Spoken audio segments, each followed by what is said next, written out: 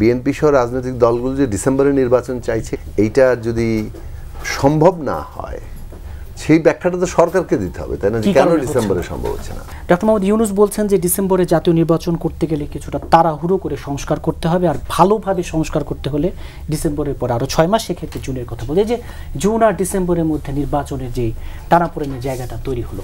আজকেই প্রথম তিনি একটি নতুন কথা বলেছেন যে তাড়াহুড়ো হয়ে যাবে।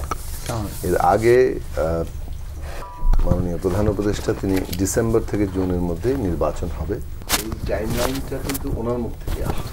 ফলে যেটা একটু আগে বললেন মঞ্জুর রহমান মঞ্জু ভাই, যে এর আগে একটা আমরা 18 মাসের সেনাপ্রধানের কাছ থেকে শুনেছিলাম, কিংবা বিএনপি কিংবা অন্যান্য রাজনৈতিক দল তারাও নির্বাচনের একটা রোড ম্যাপের জায়গা বলছিল। সেই ক্ষেত্রে ডিসেম্বর টু জুনের কথাটা মাননীয় প্রধান উপদেষ্টাই ঘোষণা করেছেন এবং এটা সরকারের ঘোষণা হিসেবেই নেওয়া হয়েছিল। মাঝখানে এসে সরকার 5 বছর থাকবে ইত্যাদি অনেক আওয়াজের মধ্যে কয়েকজন উপদেষ্টা এবং শেষ পর্যন্ত আবার মাননীয় প্রধান উপদেষ্টা তারা এটা বলেছেন যে জুনের একদিনে ওদিকে যাবে না। এখন প্রশ্ন হচ্ছে যে আপনি যখন ডিসেম্বরকে টাইমলাইন হিসেবে রাখবেন তখন রাজনৈতিক দলগুলো স্বাভাবিকভাবে ডিসেম্বরকেই টার্গেট করবে। এখন বিএনপি সহ রাজনৈতিক দলগুলো যে ডিসেম্বরে নির্বাচন চাইছে এটা তো মানে এইটা যদি সম্ভব না হয় সেই ব্যাখ্যাটা তো সরকারকে দিতে হবে, তাই না? কেন ডিসেম্বরে সম্ভব হচ্ছে না? রাজনৈতিক দল রাষ্ট্র পরিচালনার দায়িত্ব নিতে চাইবে, রাজনৈতিক ক্ষমতা পরিচালনা করা রাজনৈতিক দলের প্রধান লক্ষ্য, এটার মাধ্যমে রাজনৈতিক দল গঠিত হয় এই কারণে।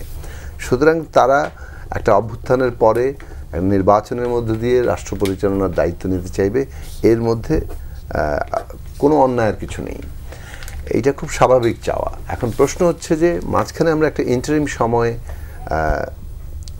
কেন একটু বেশি সময় রাখার কথা বলা হয়েছে? এই যতটুকু সময় যাচ্ছে 10 মাস চলে গেল, আরও যে ইভেন ডিসেম্বর পর্যন্ত গেলেও যে আরও 6 মাস সহ ইয়েতে যাবে, 7-8 মাস যাবে, এই সময়টা করার কথা ছিল যে এই অভ্যুত্থানের পরে বিচারের একটা বড় কর্তব্য আছে, সংস্কারের একটা বড় কর্তব্য আছে এবং নির্বাচনের কর্তব্য আছে। কিন্তু এমন একটা অবস্থা যে নির্বাচন নিজেই সংস্কারের একটা গুরুত্বপূর্ণ অংশ।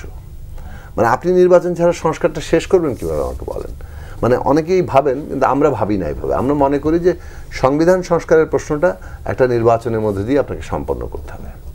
অন্যান্য সংস্কারগুলো হয়তো আপনি অধ্যাদেশ আকারে করতে পারেন সংবিধান সংশ্লিষ্ট নয় এমন বিষয়গুলোতে, কিন্তু তারপরও সেটাও আবার একটা পার্লামেন্টে গিয়ে কিন্তু র্যাটিফাই করতে হবে। তাহলে এই যে আপনি সংস্কারটা শেষ করতে চান, তাহলে তার নির্বাচন তার অনিবার্য অংশ হয়ে উঠছে। এবং এটা তো ঠিকই যে যেমন ধরেন 15 বছরের একটা গুরুত্বপূর্ণ লড়াইয়ের জায়গা হয়ে উঠেছিল যে আমাদের ন্যূনতম ভোটাধিকারটা দিচ্ছে না। এখন এইটা এমন একটা প্রশ্ন, যেমন স্বাধীনতা সংগ্রাম সকল জনগণকে ঐক্যবদ্ধ করেছিল, ভোটাধিকারও একটা প্রশ্ন যেটা ইরেসপেক্টিভ অফ মানে অর্থাৎ আপনার আদর্শ যাই হোক না কেন, রাজনৈতিক আদর্শ, কিন্তু ভোটের অধিকারটা একটা নাগরিক অধিকারের জায়গা হওয়ার ফলে সকল রাজনৈতিক মতাদর্শ নিরপেক্ষভাবেও কিন্তু ভোটের অধিকারের জন্য সবাই এসেছে। সে কারণেই নির্বাচনকে এই সংস্কার প্রক্রিয়ার এবং আমাদের এতদিনের লড়াইয়ের অন্যতম একটা বিষয় হিসেবে সামনে ছিল।